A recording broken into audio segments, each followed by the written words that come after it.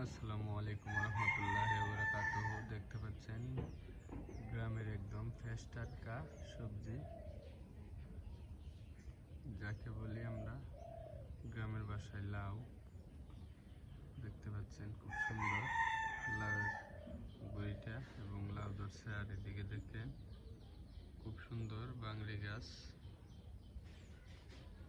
দেখতে পাচ্ছেন বাংড়ি এখনো আসে নাই, ফুল ধরতেছে, ধরলে মনে হয় অনেক বাংড়ি ধরবে।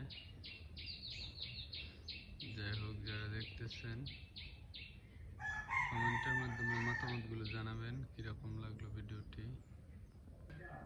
আপনাদের মতামত অবশ্যই জানাবেন।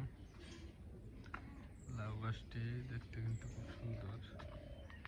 দেখতে পাচ্ছেন এখানে একটি লাউ, ওইদিকে একটি লাউ আছে।